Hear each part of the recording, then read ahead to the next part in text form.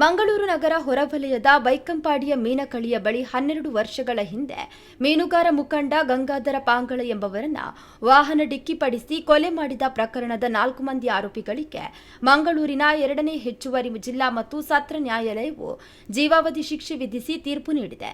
ಸತೀಶ್ ಬೈಕಂಪಾಡಿ, ಹರೀಶ್ ಬೈಕಂಪಾಡಿ, ಭಾಸ್ಕರ್ ಬೈಕಂಪಾಡಿ, ಪುಷ್ಪರಾಜ್ ಜೀವಾವಧಿ ಶಿಕ್ಷೆಗೊಳಗಾದ ಆರೋಪಿಗಳು ಎಂದು ತಿಳಿದುಬಂದಿದೆ.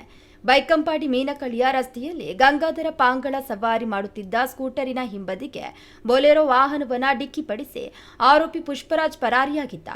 ಕೊಲೆ ಮಾಡಿರುವುದನ್ನು ಖಚಿತಪಡಿಸಲು ಸತೀಶ್ ಬೈಕಂಪಾಡಿ ಮತ್ತು ಹರೀಶ್ ಬೈಕಂಪಾಡಿ ಹಾಗೂ ಭಾಸ್ಕರ್ ಪ್ರತ್ಯೇಕವಾಗಿ 2 ಕಾರಿನಲ್ಲಿ ಹಿಂಬಾಲಿಸಿಕೊಂಡು ಬಂದಿದ್ದರು.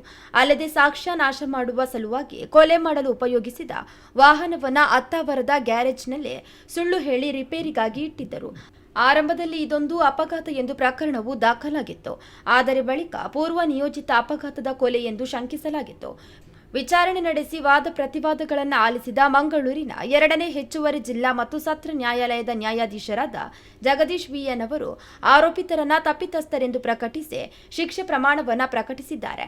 ಸರ್ಕಾರದ ಪರವಾಗಿ ಜ್ಯೋತಿ ಪ್ರಮೋದ ನಾಯಕ ಅವರು ವಾದಿಸಿದ್ದರು. ಎಲ್ಲಾ ಶಿಕ್ಷೆಗಳನ್ನು ಏಕಕಾಲಕ್ಕೆ ಅನುಭವಿಸಲು ನ್ಯಾಯಾಧೀಶರು ಆದೇಶಿಸಿದ್ದಾರೆ. ದಂಡ ಮೊತ್ತ 64,000 ರೂಪಾಯಿನಲ್ಲೇ 50,000 ರೂಪಾಯಿ ಮೃತರ ಪುತ್ರಿಗೆ ನೀಡಬೇಕು.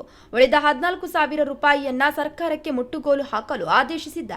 ಕೃತ್ಯಕ್ಕೆ ಬಳಸಿದ ವಾಹನಗಳನ್ನು 30 ದಿನದೊಳಗೆ ನ್ಯಾಯಾಲಯಕ್ಕೆ ಒಪ್ಪಿಸಲು ಆದೇಶಿಸಲಾಗಿದೆ. ಪ್ರಕರಣದ ಆರೋಪಿಗಳು ಜಿಲ್ಲಾ ನ್ಯಾಯಾಲಯದ ಪ್ರಕರಣದ ವಿಚಾರಣೆಯನ್ನ ಕೈಗೆತ್ತಿಕೊಳ್ಳದಂತೆ ತಡೆಯಾಜ್ಞೆಯನ್ನು ತಂದಿದ್ದರು. ಇದರಿಂದ 2025ರವರೆಗೆ ವಿಚಾರಣೆಯೇ ಆರಂಭವಾಗಿರಲಿಲ್ಲ.